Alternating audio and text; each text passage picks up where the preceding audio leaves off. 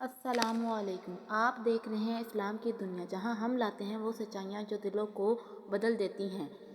इस्लाम की तारीख में कुछ वाक़यात ऐसे हैं जो सिर्फ कहानियाँ नहीं बल्कि ईमान की बुनियाद हैं। आइए शुरू करते हैं आज का ईमान अफरोज़ वाक़या। बिस्मिल्लाहिर्रहमानिर्रहीम।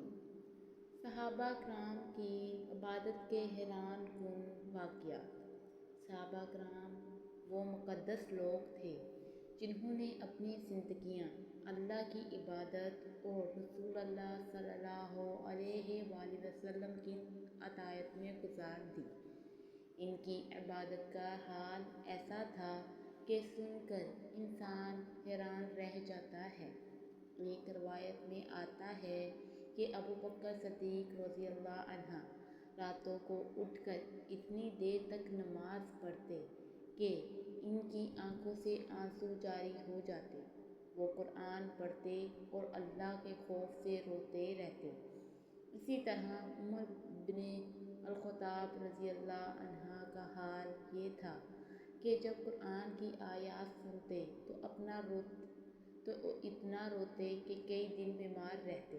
रातों को उठकर लंबी लंबी नमाज़ें अदा करते और अल्लाह से दुआ मांगते।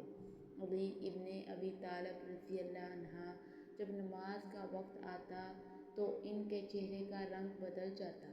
लोग पूछते कि ये क्या हाल है, तो वो फरमाते, अब वो वक्त आ गया है जब मैं अपने रब के सामने खड़ा होने वाला हूँ।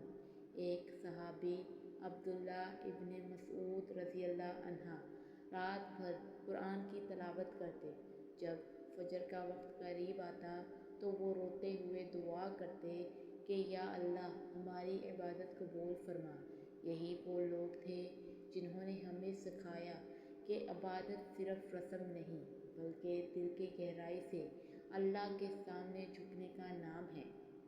अल्लाह हमें भी सहाबा कराम की तरह सच्ची इबादत करने की तौफीक अता फरमाए। आमीन या रब्बुल आलमीन। जज़ाकल्लाह खैर। तो जिन लोगों ने हमारे चैनल को सब्सक्राइब नहीं किया, ऐसी इस्लामी वीडियो देखने के लिए हमारे चैनल को सब्सक्राइब करें।